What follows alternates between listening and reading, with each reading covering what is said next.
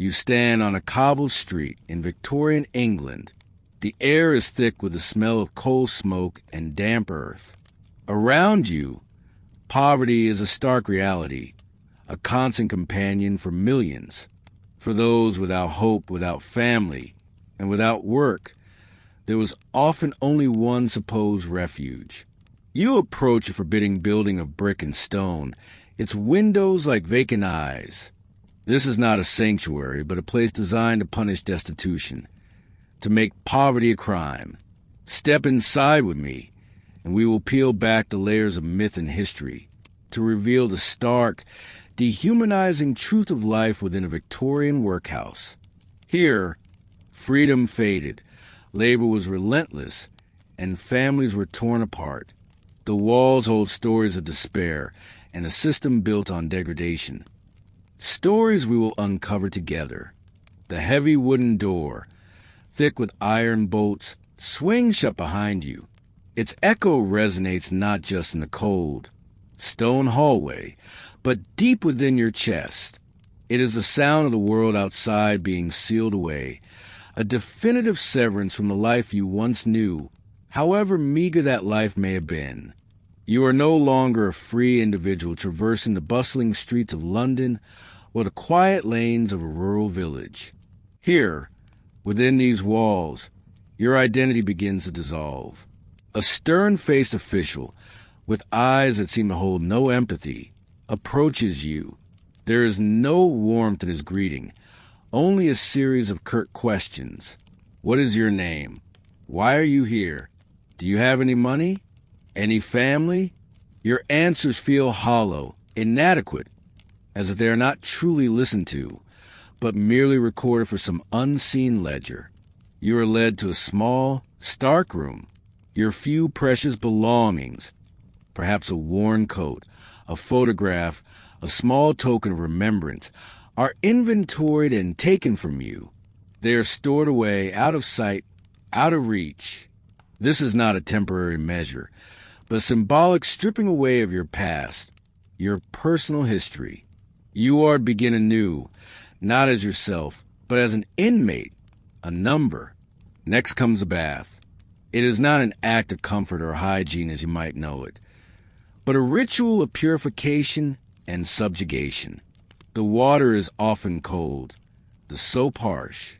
You are scrubbed not gently, but efficiently, as if to scour away the very grime of your previous existence, and with it, any lingering sense of self. It is a process designed to erase the individual, to prepare you for the collective anonymity of the workhouse. Once clean, you are given a uniform. Rough? Coarse cloth that chafes against your skin. For men, it might be a shapeless jacket and trousers of drab gray or brown. For women, a plain, unadorned dress and apron. There is no choice of fit, no allowance for personal style. Everyone wears the same.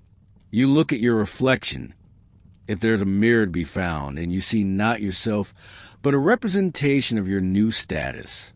The individuality you carried, however humble, has been replaced by the mark of institutional belonging. You are now merely another cog in the vast, impersonal machine of the workhouse. But perhaps the most cruel and immediate loss of freedom, the deepest blow to the human spirit, comes with the separation of families. If you arrive with a wife, a husband, a child, you will not remain together. The regulations are unyielding. Men are sent to one ward, women to another, children to their own separate dormitories. Young children might be allowed to stay with their mothers for a short time, but even that is temporary.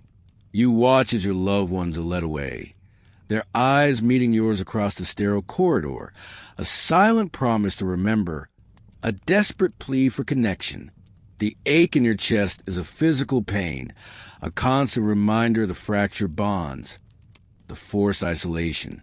This separation is not just physical. It is an emotional amputation, designed to prevent the formation of any familial support system that might challenge the authority of the workhouse. It ensures that your loyalty and dependence are solely upon the institution itself. The silence is another oppressive force. Conversation is often restricted, especially during meal times and during the long hours of repetitive labor. The workhouse thrives on order, on the suppression of any spontaneity or unauthorized communication. You learn to speak in whispers, if you speak at all, or to communicate with a glance, a subtle gesture. The natural human need for connection, for shared stories, for the simple comfort of a friend's voice, is starved. Your thoughts become your only true companions, and even those feel constrained by the heavy atmosphere.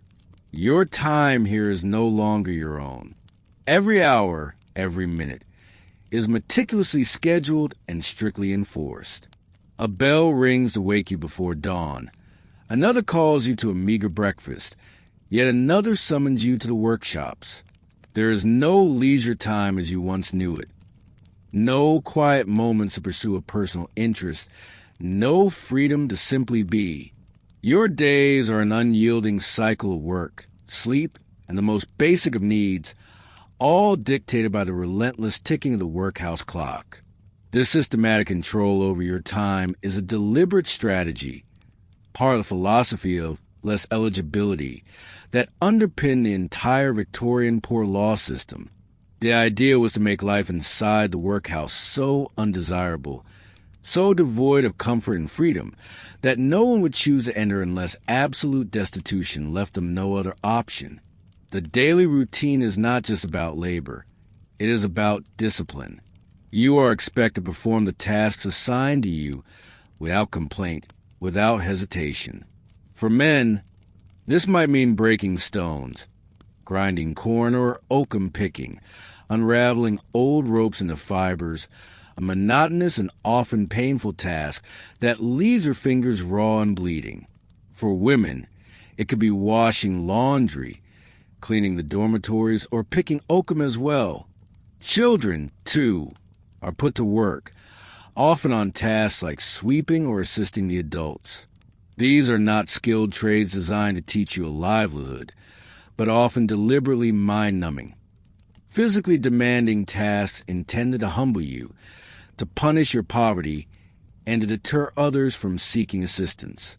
The labor itself becomes a form of imprisonment, a constant reminder that your body and your time are no longer your own. Even the food, served in dull, often cold portions, is a tool of control. Gruel, watery soup, a piece of bread, enough to survive, but rarely enough to satisfy. There is no joy in eating, no social communion around a shared meal. You eat in silence, watched by officials, the portion size carefully measured to ensure you receive no more and no less than what is deemed necessary to sustain your ability to work. The lack of variety, the blandness, the sheer monotony of the diet is designed to be another small punishment, another daily erosion of your dignity and your will. You quickly learn that speaking out, questioning authority, or showing any sign of defiance can lead to severe consequences. Punishments range from extra tasks, to reduced rations, to solitary confinement in a dark, cold cell. The rules are omnipresent, enforced by a hierarchy of officials, from the master and matron to the porters and warders. Their eyes are always watching, their authority absolute. You exist under constant surveillance. Every action, every gesture, scrutinized for any deviation from the prescribed order. This constant threat of punishment, the ever-present gaze, strips away any illusion of personal space or privacy, further diminishing your sense of self and autonomy. The very structure of the building reinforces this loss of freedom. Long corridors, high walls, barred windows, and locked gates create a maze designed for containment, not comfort. You move through it, a pawn in a grim game, your path dictated by the daily schedule and the whim of your overseers. There are no private corners, no quiet retreats where you can escape the prying eyes or the heavy atmosphere. Even in the dormitories, you sleep alongside dozens of others, your beds arranged in long rows, your vulnerability exposed. The concept of personal space, of a sanctuary, is utterly alien here.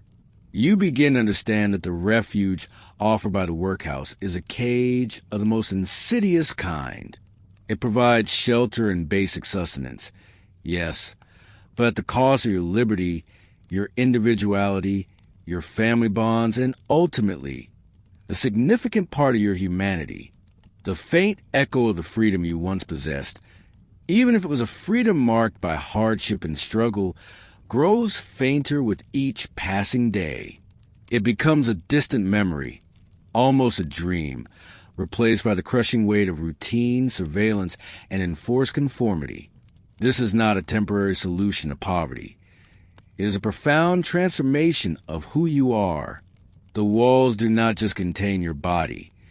They aim to contain your spirit, to break your will, and to mold you into an obedient, compliant inmate, stripped of any ambition or desire beyond the immediate task at hand. The outside world, with its opportunities and dangers, its noise and its silences, its freedom to choose, feels further away than ever before. You are here now, and for those inside, the path back to true freedom seems impossibly long, fraught with unseen obstacles and often utterly unobtainable. The iron grip of the system holds you fast, a stark testament to a time when destitution was met not with compassion, but with deliberate, dehumanizing control. The echo of your former life, a life of choice and self-determination, now barely registers above the monotonous hum of the workhouse. You are trapped not just by circumstance, but by design. The first light of dawn does not creep gently into this place. It is torn open by the clang of the bell, a raw, unforgiving sound that slices through the pre-dawn chill. You jolt awake, your body still heavy with a sleep that never feels deep enough, never truly restorative. The air is stale and cold, carrying a faint scent of disinfectant and unwashed bodies.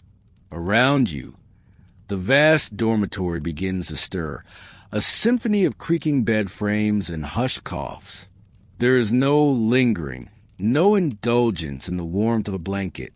The bell rings a second time, a sharp reminder of the unyielding schedule that now dictates every breath you take. You swing your legs over the side of the narrow, hard cot. Your feet meet the cold, bare floorboards. The thin, coarse shirt and trousers you wear offer little protection against the morning bite. You rise, one of dozens, perhaps hundreds, in this cavernous room. Silence is demanded, enforced by the watchful eyes of the warder who paces slowly down the aisle, his boots echoing loudly in the dim light. There is no individuality in your morning ritual, no personal space, no privacy. You move like an automaton, a cog in a vast, dehumanizing machine. A quick, cold wash in communal basins awaits. The water is often icy, stinging your skin. You are allotted a small piece of rough soap, just enough to scrub the surface, but never enough to feel truly clean. The mirror, if one exists, reflects a face already etched with weariness, a ghost of the person you once were. You smooth your hair, knowing it is a futile gesture, as the day's toil will soon render any semblance of neatness irrelevant. You file out with the others, a silent procession of men, all clad in the same uniform drabness. The dining hall is a stark, cavernous space, filled with long wooden tables and benches. The air hangs thick with the smell of boiling gruel. You take your place, shoulder to shoulder with strangers, your bowl and spoon laid out before you. There is no conversation, no camaraderie, only the scraped sound of spoons against earthenware. The gruel itself is thin, watery, and bland, offering little in the way of sustenance, just enough to quell the immediate pangs of hunger. You eat quickly, mindlessly, aware that any delay, any deviation from the regimented pace, will not be tolerated. The meal is over in a matter of minutes, a necessity, not an enjoyment. You are fed to work, not to live. As the bowls are collected with a clatter, the bell tolls a third time, signaling the start of the day's labor. This is the heart of the workhouse, the very reason for its existence, and the crux of your punishment. You are marched to your assigned tasks, separated by age, sex, and perceived ability, though the distinctions often blur into a shared experience of relentless physical and mental drain. For many men, it is the stone yard. You are handed a hammer, heavy and unyielding, and directed toward a pile of large, unforgiving rocks. Your task is to break them down into smaller pieces, suitable for road building. The sun, when it finally rises above the high walls, offers no warmth, only a harsh glare on the dust that will soon coat every surface. The rhythmic clang of hammer on stone quickly fills the air, a cacophony of suffering. Each swing sends vibrations up your arm, jarring your shoulder, making your muscles ache. Dust flies, gritty and pervasive, settling in your hair, on your clothes, and coating the inside of your mouth. Your hands, already callous, begin to blister anew, the skin tearing in protest. You swing the hammer again and again, your back protesting, your breath coming in ragged gasps. There is no rhythm to find, no satisfaction to work, only the brute force required to crack resistant rock. The warder stands over you, watching, never speaking, his presence a constant pressure. His gaze ensures there is no slacking, no moment of rest. A quota must be met, a certain amount of stone broken before the day is done. Failure to meet it means punishment, reduced rations, solitary confinement, or even a beating. You focus on the rock, on the hammer, on the dull ache in your bones, trying to blank out everything else. This is not productive labor. It is punitive labor, designed to break not just stone but spirit. If not the stone yard, perhaps it is the oakum shed. Here women and sometimes children sit hunched over piles of old, tarred ship rope. Your task is to pick apart each strand, separating the fibers by hand. The stench of tar is acrid and clings to your clothes and skin. The work is tedious, repetitive, and utterly mind-numbing. Your fingers quickly become sore, the tar digging into your skin, staining your nails black, causing cuts and abrasion that fester in the damp, cold air. You pull and twist, pulling apart the tough, resistant strands, hour after hour, until your fingers ache with a dull, throbbing pain. The silence is broken only by the rustle of rope and the occasional sigh of exhaustion. For others, the work is even more degrading. Imagine the bone-crushing house, a place of truly horrific sights and smells. Here, old bones, often brought from knackers' yards, are pulverized into fertilizer. The air is thick with bone dust, a fine, choking powder that invades your lungs and coats your throat. The smell is putrid, a sickening mix of decay and pulverized matter. You handle the bones, feed them into crude crushing machines, or use heavy mallets to smash them by hand. It is a nauseating, dangerous, and utterly dehumanizing task, designed to inflict maximum discomfort and disgust. This is the lowest of the low, a fate reserved for those deemed most intractable or most desperate.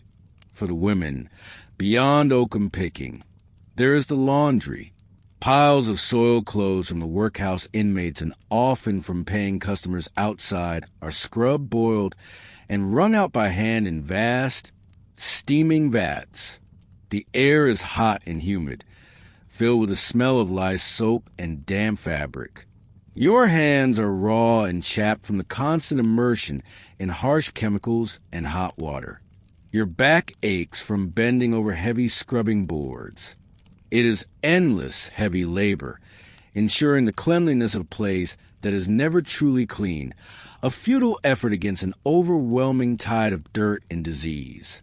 Other women might be assigned to the kitchen, stirring vast cauldrons of the same meager gruel and watery broth that constitutes every meal. Or they might be cleaning the endless corridors and dormitories, scrubbing floors on their hands and knees, their movements slow and methodical under the constant scrutiny of the matron. Every task, whether it is breaking stones, picking oakum, or scrubbing floors, shares a common thread. It is designed to be arduous, monotonous, and devoid of any dignity or purpose beyond bare survival and punishment. The clock ticks slowly, each minute an eternity. There are no breaks for conversation, no moments for personal reflection.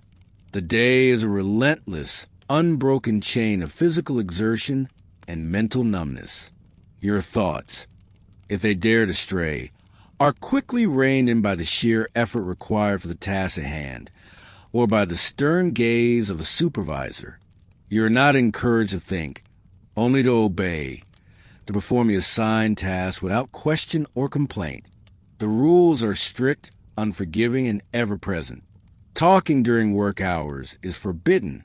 Slacking is forbidden. Even staring out a window for too long can earn a reprimand. Midday brings a brief reprieve, but it is hardly a rest. You are marched back to the dining hall for another serving of the same bland food, eaten in the same silence. Your body aches, your stomach grumbles, but there is no comfort in this meal, only the fleeting energy to return to the grind. You are a machine refueled just enough to keep turning. The afternoon stretches out, even longer and more arduous than the morning. The initial burst of forced energy is long gone, replaced by a deep-seated weariness that seeps into your bones. Your muscles scream in protest with every movement. Your mind, once perhaps a fortress of memories and hopes, now feels like a hollowed-out shell, focusing solely on the next swing of the hammer, the next strand of oakum, the next scrub of the brush. The constant repetition erodes your sense of self, blurring the edges of who you are. You begin to define yourself by the task, by the dirt under your nails, by the ache in your back. As the light outside begins to fade, casting long shadows across the workyard, the bell tolls for the final time. Work stops abruptly. There is no sense of accomplishment, no pride in a day's labor, only profound, bone-deep exhaustion. You are herded back to the dining hall for a supper that mirrors breakfast and lunch. More gruel, perhaps a piece of bread, consumed in the same desolate silence. The only difference is the added weight of the day's toil, the certainty that tomorrow will bring precisely the same suffering. After supper, there are evening prayers, recited by rote, their words devoid of comfort or meaning in this harsh reality. Then it is back to the dormitories.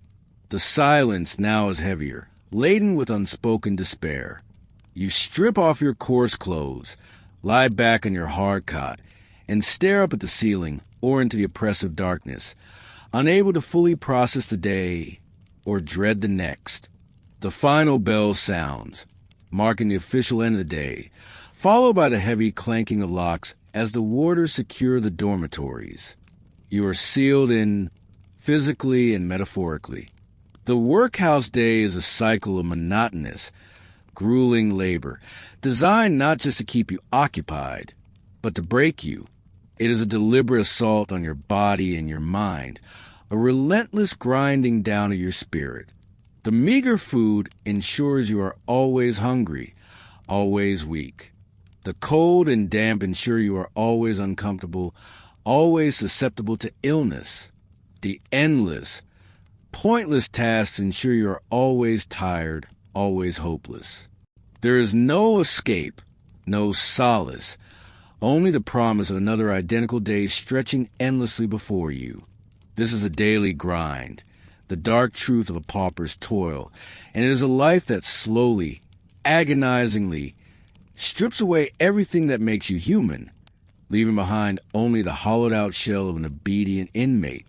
The workhouse has already begun its assault on your spirit, grinding you down with relentless labor and the crushing monotony of identical days.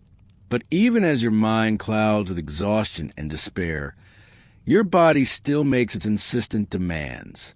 It needs fuel. It needs sustenance. And it is here in the meager rations that the workhouse delivers perhaps its most insidious blow, turning the very act of eating into another form of torment. You wake, not from restful sleep, but from a state of semi-consciousness, the emptiness in your stomach a familiar, constant companion.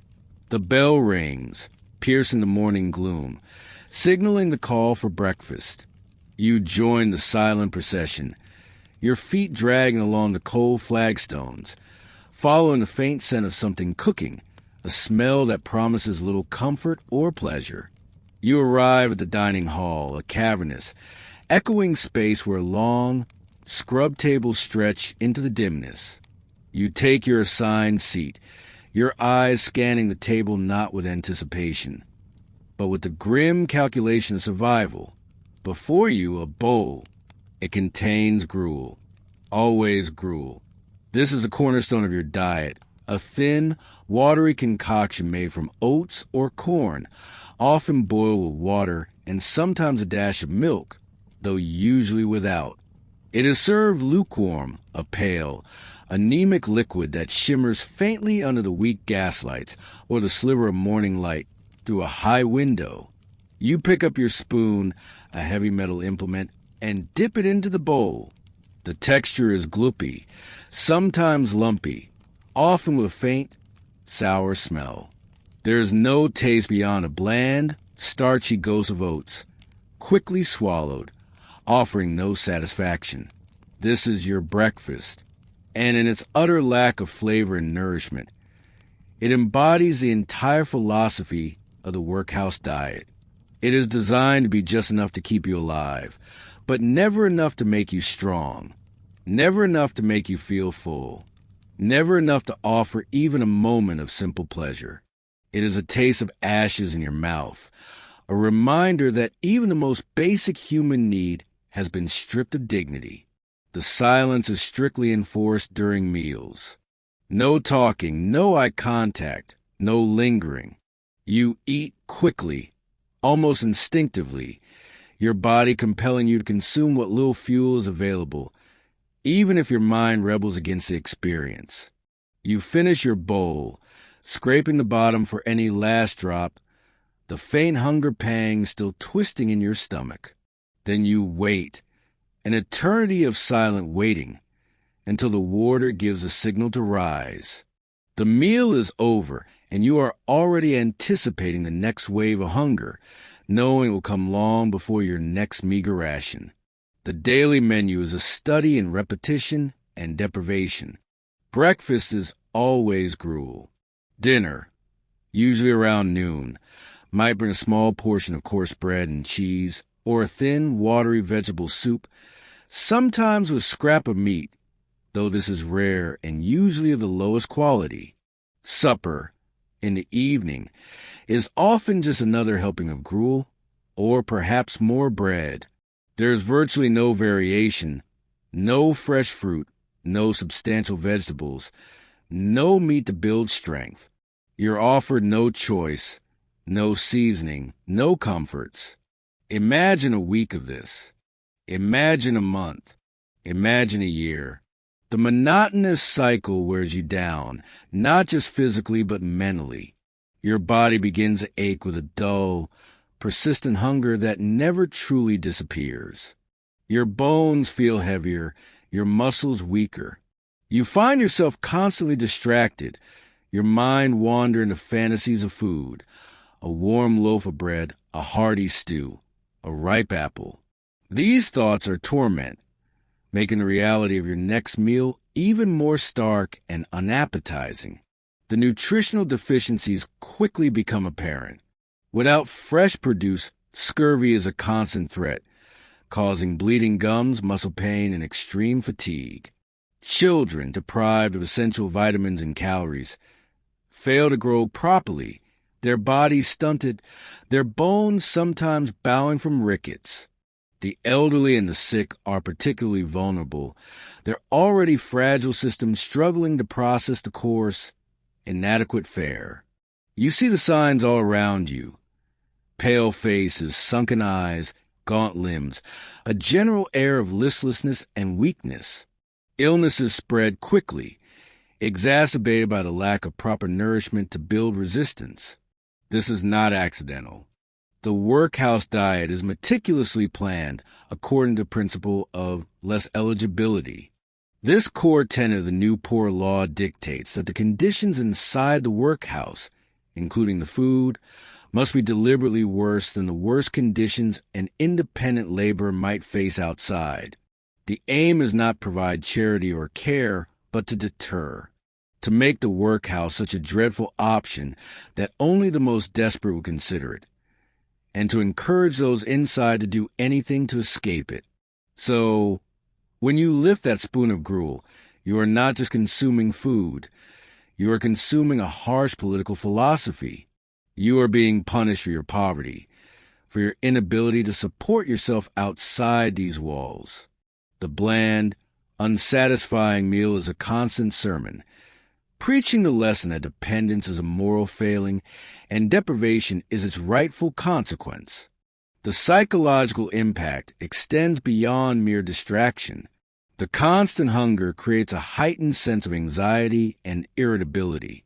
You find yourself watching others, wondering if their portion is larger, if they are eating faster. Trust the roads. Any extra scrap, a dropped crust, becomes a prize, fought over or snatched in moments of desperation. Dignity is slowly chipped away, as the primal urge to feed oneself overshadows all else. You learn to hide your hunger, to suppress its outward signs, but it remains a gnawing cavity inside you. Even your ability to perform the work demanded of you is compromised by this deliberate starvation. How can you break stones with strength when your muscles are starved? How can you pick oakum for hours when your mind is clouded by the emptiness in your stomach? The insufficient food ensures you are always operating at a deficit, always tired, always less productive. This then becomes another justification for the harsh treatment. The warders perhaps claiming you are lazy, when in truth, your body is simply failing from lack of basic sustenance. You live from one meager meal to the next, the passage of time marked not by enjoyable experiences, but by the dull ache in your gut. There are no culinary delights, no comforting aromas, no shared moments of pleasure around the table. Eating becomes a purely functional, often humiliating act. It is a daily reminder of your absolute powerlessness, your complete reliance on a system designed to keep you weak, subservient, and compliant. The taste of ashes lingers, a bitter testament to a life where even the most fundamental act of living is transformed into a tool of degradation and control. You have understood the gnawing hunger, the constant physical discomfort, the relentless toil. But there's a deeper, more insidious pain that permeates the very air within these walls, a suffering that aims not just for your body, but for your soul. It is a calculated, systematic shattering of the most fundamental human connection. Family. Imagine the day you arrived, clutching the hands of your children, perhaps with your spouse by your side. You are processed one by one, stripped of your identity, your dignity, and then, most brutally, of your loved ones. The workhouse system, designed with chilling efficiency, does not tolerate the messy complexities of family units. It sees them as potential sources of emotional weakness, of collusion, of distraction from the grim purpose of penitence and labor. This ideology held that poverty itself was often a moral failing, a consequence of idleness or vice, and that family bonds would perpetuate these supposed weaknesses. To truly reform the pauper, those bonds had to be broken. As you step through the entrance, the first and most immediate decree you hear concerns separation. Men are directed one way, women another, and children, even infants, are taken to their own separate wards. You watch helplessly as a uniformed staff guides your little ones away, their small hands slipping from yours, their wide, frightened eyes locking onto yours for a final, desperate moment. You call out, perhaps a name, a plea, a whispered promise, but the stern faces and unyielding authority ensure your words are swallowed by the cavernous space. The metallic clang of a closing gate echoes your heart's sudden drop. You are now an isolated unit. Your husband, your wife, your sons, your daughters, they are all here under the same roof, yet utterly inaccessible. They are phantoms haunting the periphery of your existence. You live in your gender-segregated dormitories, eat in your respective dining halls, and labor in your separate workshops. The vastness of the institution, meant to house the destitute, ironically makes it impossible to connect with those you hold dearest, even when they're just a few hundred feet away. Every stone wall, every bolted door, every silent corridor becomes a barrier, not just a brick and mortar, but of emotion. Think of the silence, not the silence of peace, but the oppressive quiet of enforced estrangement. You yearn for the sound of your child's laughter, the comforting voice of your spouse, the familiar rhythm of family life.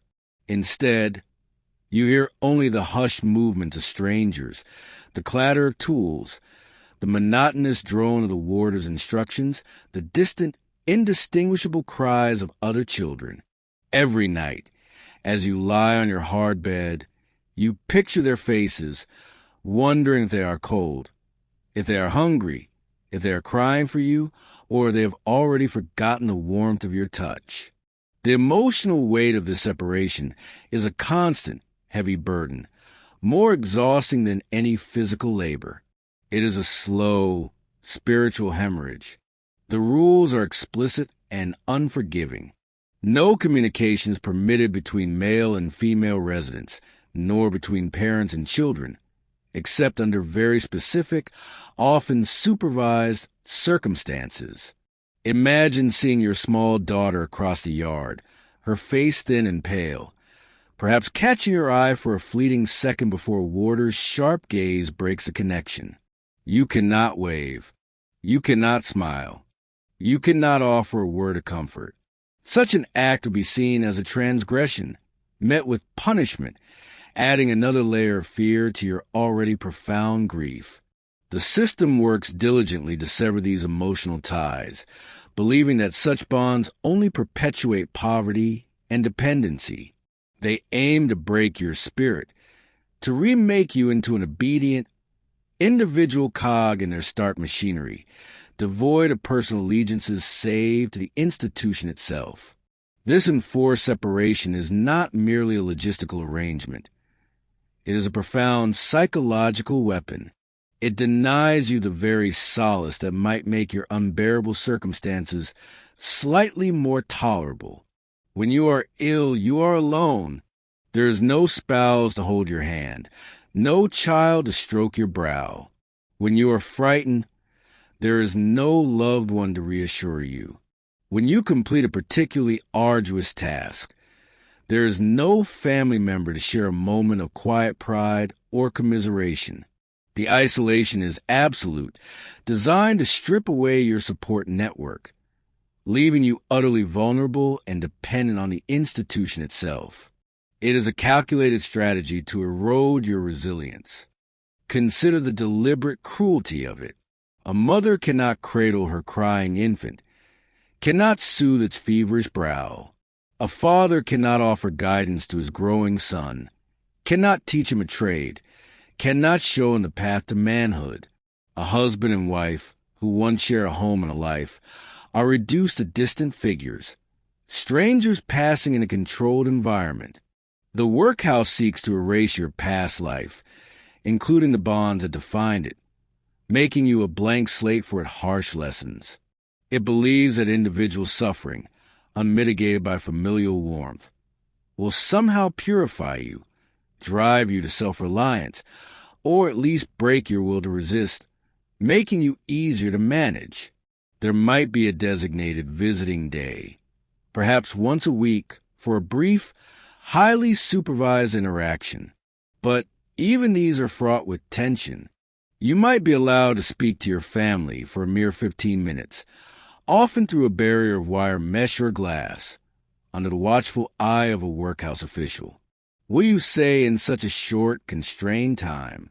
How do you convey the depth of your longing, the fear, the love, without breaking down?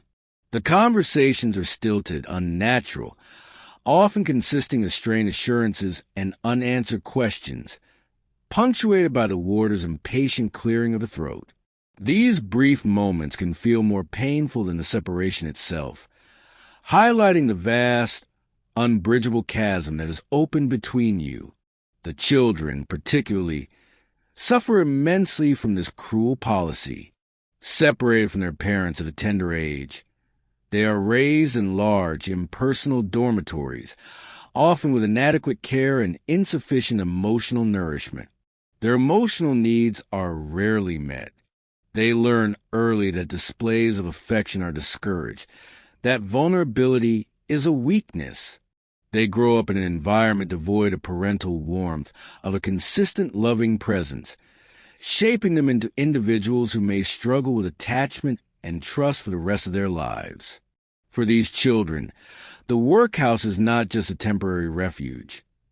It is their entire childhood, stealing from them the security, the guidance, and the unconditional love that every child deserves to thrive. It sets them on a path fraught with emotional challenges.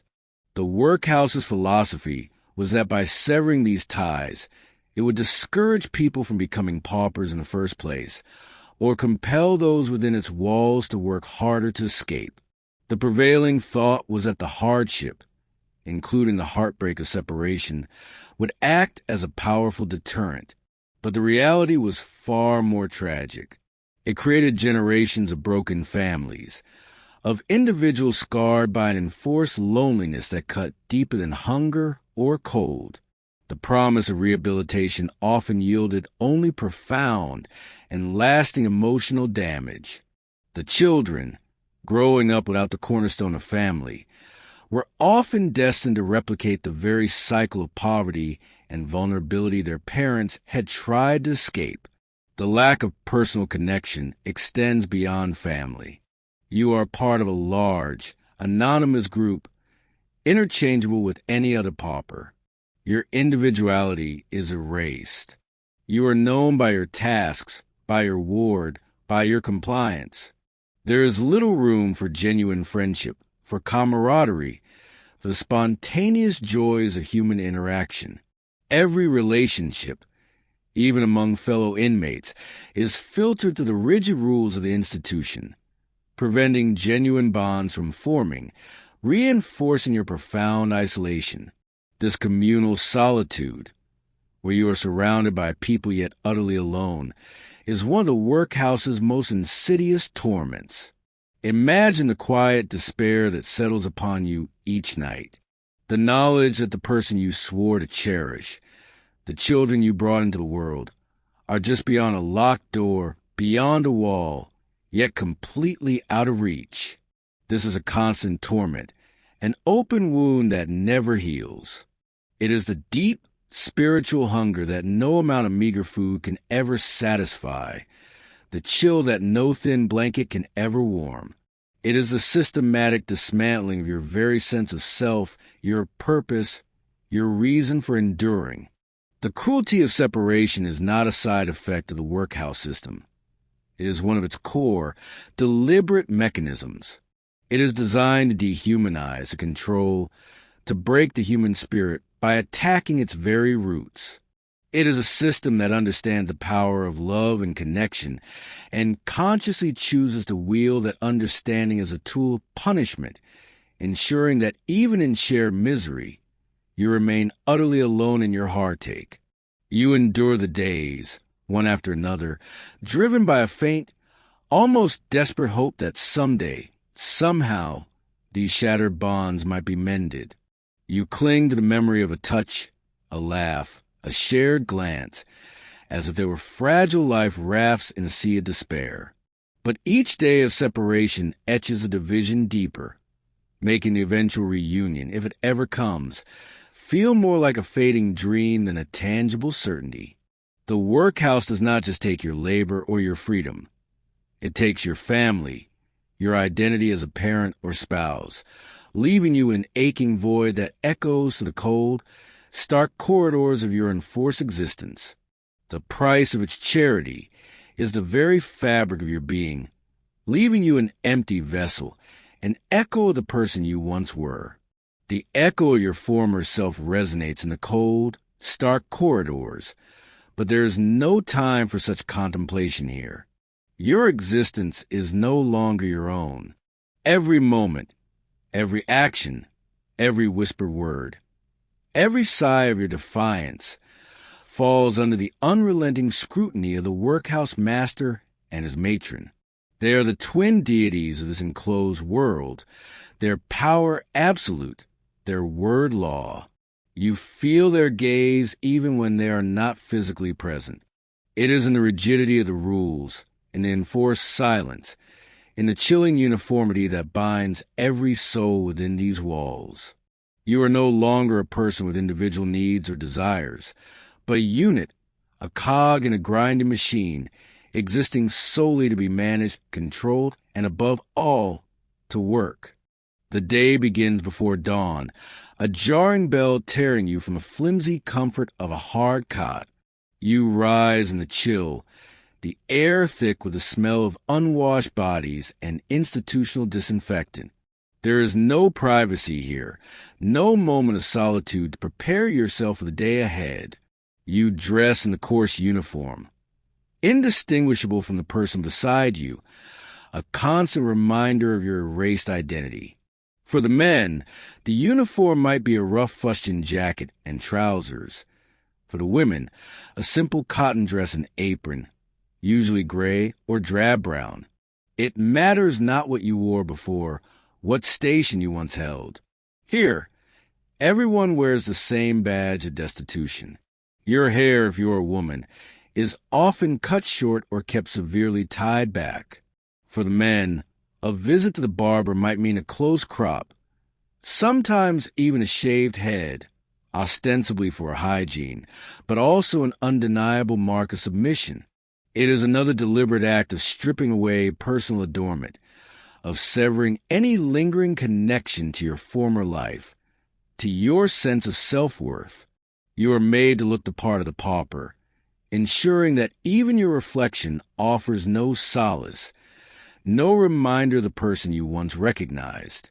Then comes a meager breakfast, a gruel so thin it barely qualifies as sustenance, served in a communal hall where silence is enforced. No talking, no lingering, just a rhythmic clatter of spoons against tin bowls, a symphony of quiet despair. You eat quickly, not for pleasure, but out of necessity, knowing the sparse offer must carry you through hours of labor. This food is not meant to nourish your spirit, only to fuel the bare minimum required for your physical exertion. It is a calculated act of control, ensuring you remain perpetually on the edge of hunger, compliant through weakness.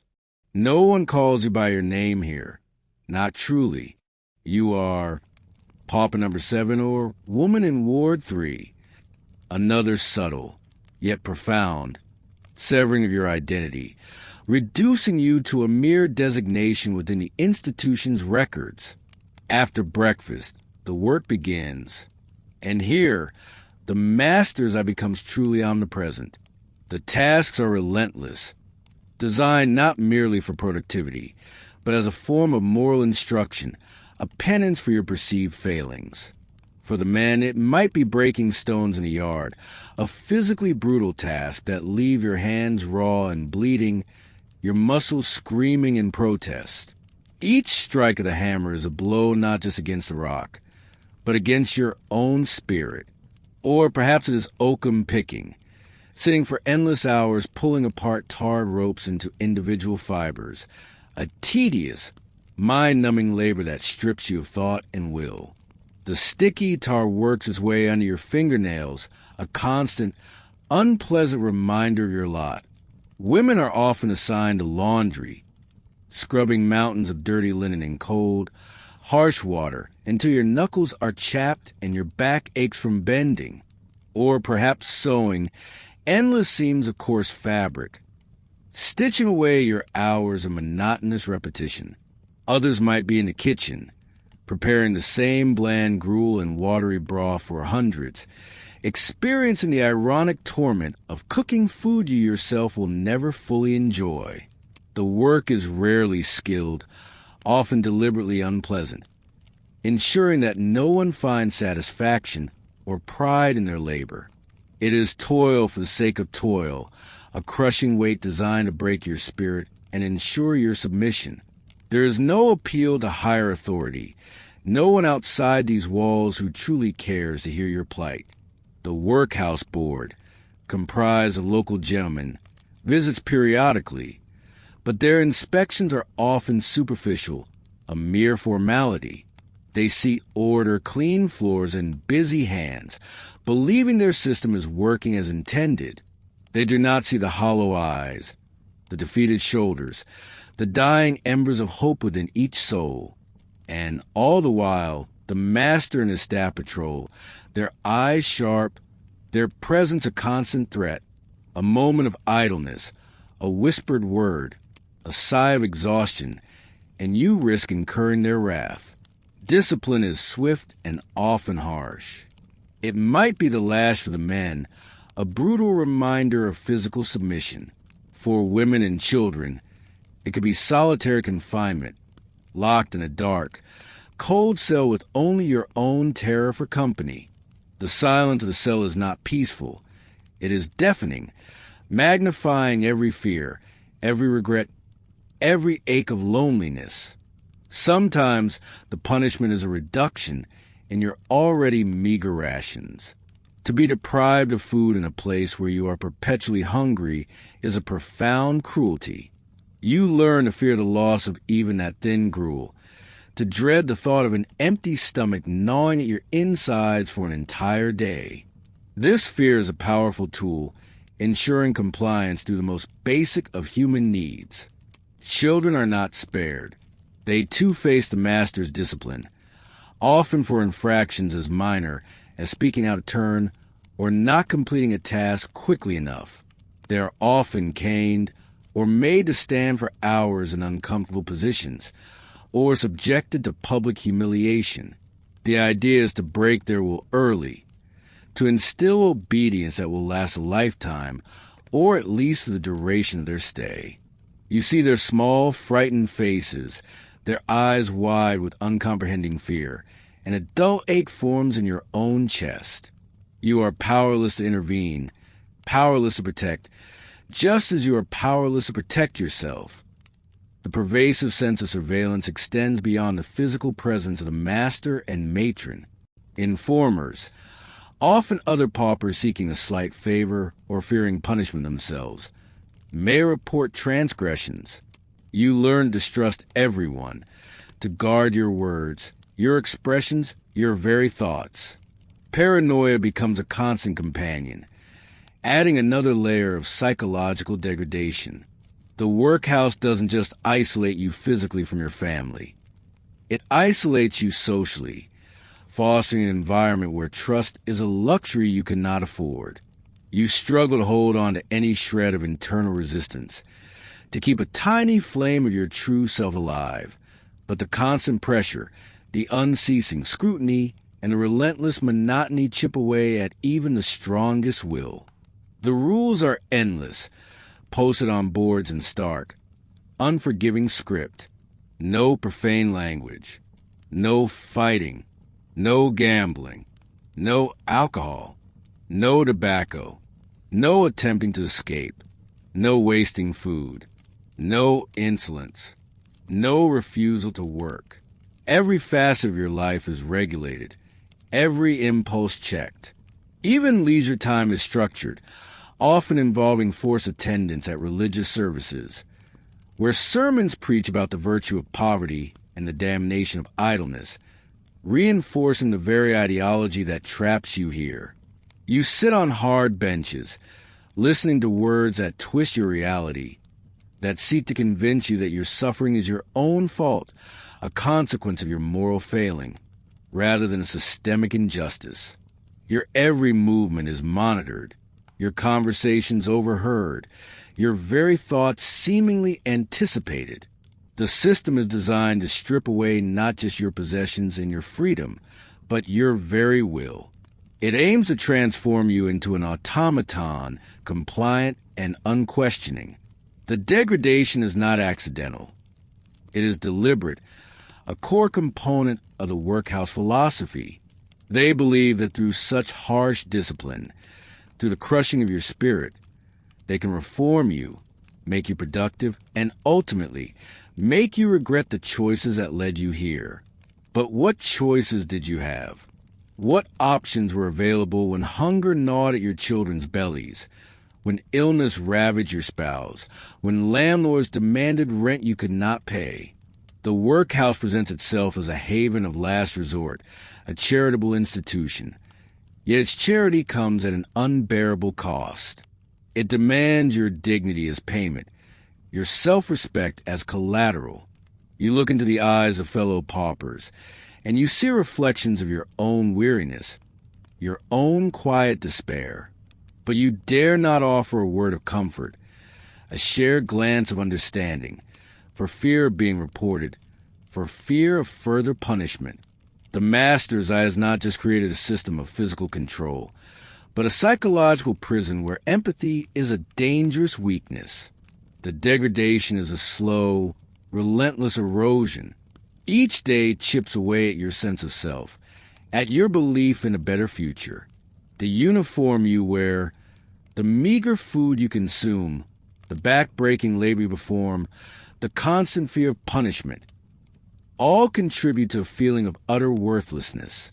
You are taught, through every action and inaction, that you are a burden, a failure, undeserving of kindness or respect. This is the true terror of the workhouse, not just a physical hardship, but the systematic dismantling of your soul. The master's eye sees only problems to be managed, not people to be helped. It sees only idleness to be corrected, not lives to be rebuilt. And under that unforgiving gaze, you feel yourself shrinking, becoming smaller, until there's almost nothing left but the shell of a person stripped bare by the unrelenting gaze and harsh rules. The discipline and degradation of the Victorian workhouse do not merely punish. They aim to obliterate, to consume your very essence. Under the master's watchful eye, you are not reformed. You are diminished, becoming a stark testament to the true cause of their cruel form of compassion. The crushing weight of daily existence, the meager diet, the relentless toil, and the suffocating atmosphere of the workhouse slowly but surely erode your physical health. You might have arrived here weak, but the conditions within these walls ensure you will only grow weaker. It is not a question of if you will fall ill, but when, and when that day comes, when your body finally rebels against the relentless indignities, you will discover yet another layer of horror within the workhouse walls. The infirmary. You feel persistent ache in your bones, a dry cough that rattles your chest, a dull headache that never truly recedes.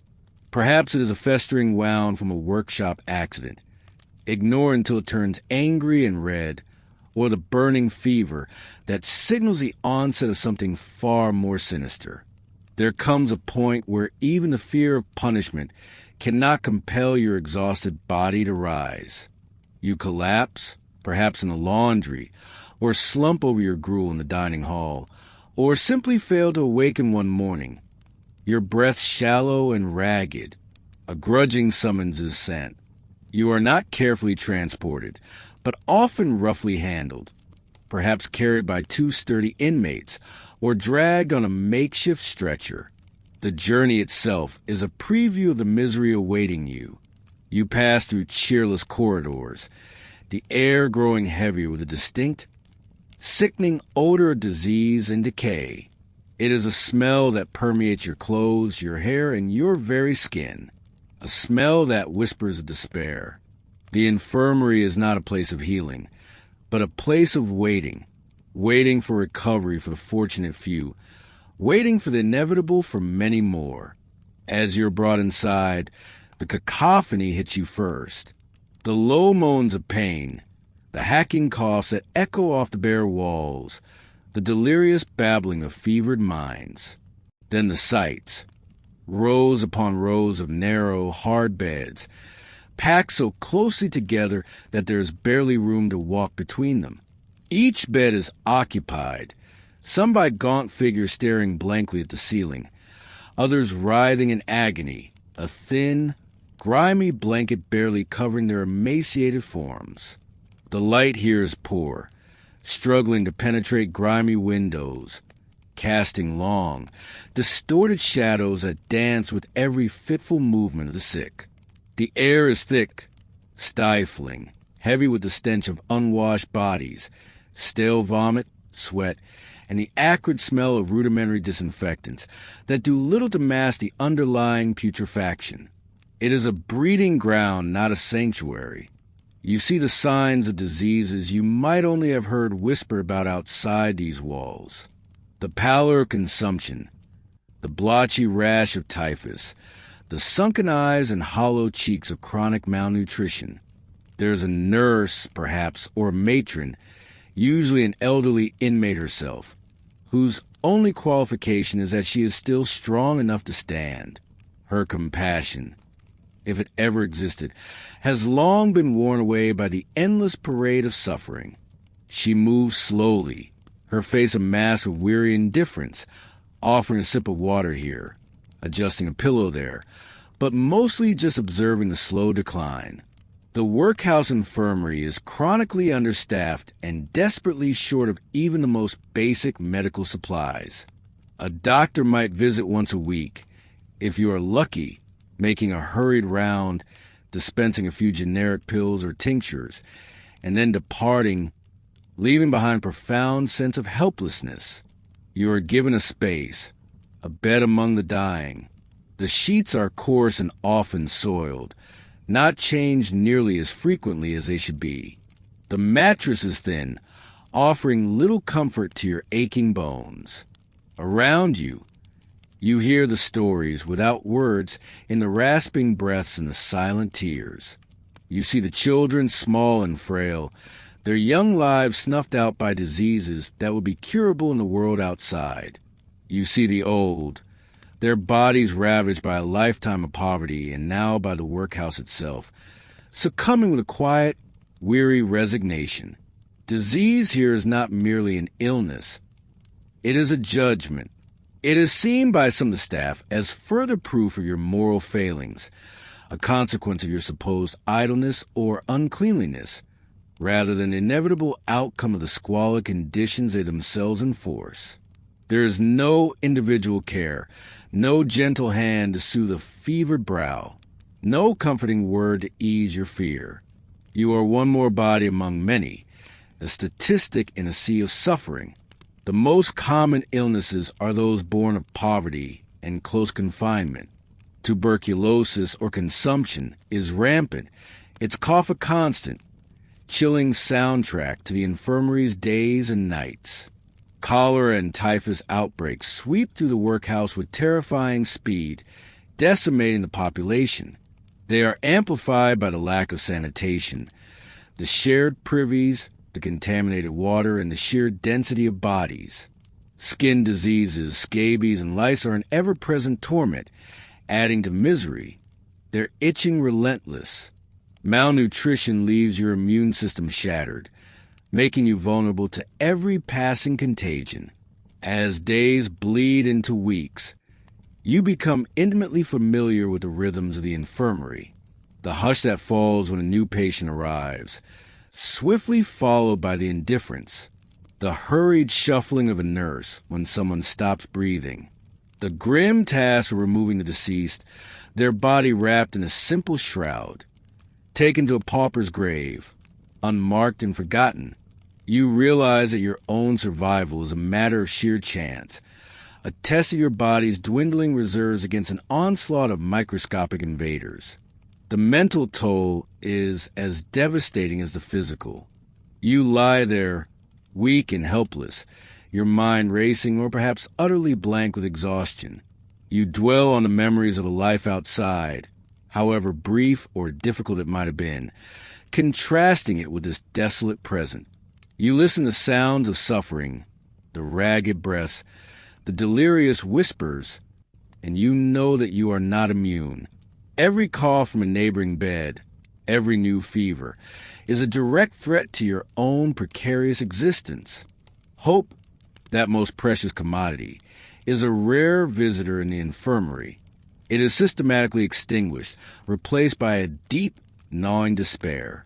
You see others recover, yes, but often they return to the very same conditions that made them sick in the first place, ensuring a quick relapse.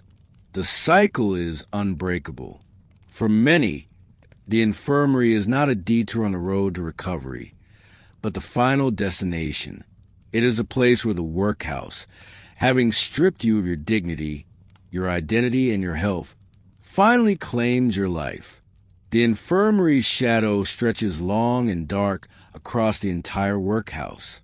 It is a constant, stark reminder to every inmate of their ultimate fate, a chilling premonition of the end awaiting those who falter.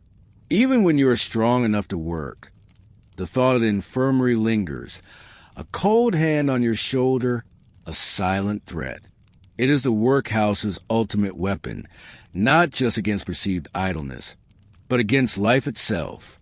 It is here in the rows of beds, surrounded by the dying, that the true nature of Victorian charity reveals itself, not as a compassionate safety net, but as a mechanism designed to contain, control, and ultimately discard those deemed unworthy. The infirmary is a final, brutal chapter in the workhouse narrative, where human lives are reduced to mere biological processes, struggling against overwhelming odds until the last breath is drawn and another pauper's grave is dug. The silence after a death is brief, quickly filled by another cough, another moan, the endless, grinding symphony of despair. You close your eyes, try and block out the sights and sounds, but the smell, that pervasive, sickening smell, remains. It clings to you, a constant reminder of where you are and where you're likely to end your days. You try to remember a time when you felt healthy, strong, but it feels like a dream, distant and unreachable. This is your reality now, a fragile existence balanced on the precipice of illness and oblivion. Under the shadow of the infirmary, the workhouse's promise of reform has been utterly broken by the reality of its sickness, its suffering, and its pervasive, unrelenting despair. The workhouse's promise of reform has been utterly broken by the reality of its sickness, its suffering, and its pervasive, unrelenting despair. But this despair, this profound suffering, does not simply end at the outer gates. Its influence stretches far beyond these grim walls, casting a long, chilling shadow over an entire society. Even if you are fortunate enough to leave this place, the workhouse does not leave you. It brands you. You step out, perhaps after months or even years, back into the world you once knew. But nothing is truly the same. The air outside may smell cleaner, the sounds less constant, but an invisible mark has been pressed upon your very being. You are no longer simply a man or a woman, a mother or a father. You are a pauper. You are one of them. The stigma is a heavy cloak that you can never truly shed. Imagine the conversation in the street, the hushed whispers as you pass. People avert their gaze, or perhaps they stare with a mixture of pity and fear. They see not you, but the institution you came from. They see the failure, the moral weakness, The shame that society has so carefully cultivated around those who could not make their own way. This perception is not just in your mind. It is real. It is woven into the very fabric of Victorian life. You try to find work. You knock on doors, offer your skills, your labor. But when asked about your recent past, the truth, or even a hint of it, hangs heavy in the air. A potential employer, hearing that you were in the workhouse, might well decide against you. The common belief was that those who entered the workhouse were idle, untrustworthy, or somehow morally flawed. Who would risk employing such a person? The cycle of poverty, far from being broken, is simply reinforced, tightening its grip even after you have physically escaped the workhouse's confines. For a woman, the stigma could be even more devastating. A single mother, forced into the workhouse with her child, might find herself forever judged, her virtue questioned, her prospects for marriage or respectable employment all but ruined. Society offered little forgiveness, little compassion for those who transgress its narrow social norms, especially when compounded by the perceived failure of needing public assistance. Think of the families torn apart. Children, once inside the workhouse, might be sent to different institutions, or even apprenticed out to masters in distant towns, never to see their parents again. The legal separation of families, enforced by the poor law, created wounds that never healed. You might spend years searching for a lost child, a separated spouse, only to find that time and circumstance have made reunion impossible. The emotional cost was immeasurable, a hidden legacy of heartbreak and fractured lives. Even for those who never entered, the workhouse loomed large. It was a constant, terrifying threat, a stark warning to the working poor. Work harder, save every penny, avoid illness, avoid misfortune, because the alternative, the workhouse, was always there, a hungry maw waiting to consume you and everything you held dear. It instilled a deep-seated fear, a driving force for many to endure terrible conditions and low wages rather than face the humiliation and degradation within its walls. The workhouse was not merely a place of relief. It was a tool of social control. It was designed to deter, to punish, to make destitution so unpalatable that anyone would do anything to avoid it. Its very existence shaped the attitudes of an entire generation, hardening hearts and fostering a sense of individual blame for poverty, rather than acknowledging systemic issues. You might wonder, how did such a system come to be, and how did it persist for so long? It was born of a complex mix of economic theory, moral panic, and a deeply ingrained belief in self-reliance. The architect of the poor law saw the workhouse as a necessary evil, a way to distinguish the deserving poor from the undeserving. But in practice, this distinction often blurred, and the suffering inflicted upon all who entered became indiscriminate. Over time, however, public awareness began to shift. Journalists, social reformers, and compassionate individuals started to expose the harsh realities within the workhouse. Their stories, often harrowing and deeply disturbing, chipped away at the veneer of reform and efficiency that the system claimed. You would read account of cruelty, neglect, and the sheer hopelessness that permeated these institutions. These revelations slowly began to turn the tide of public opinion, revealing the inherent flaws and inhumanity of the workhouse system. The workhouse buildings themselves stand as a testament to this stained legacy. Many have been demolished, erased from the landscape like an uncomfortable memory. Others have been repurposed, transformed into hospitals, council offices, or residential buildings. Yet, when you walk past one of these imposing structures, even if its original purpose is no longer evident, a faint echo of its past seems to linger.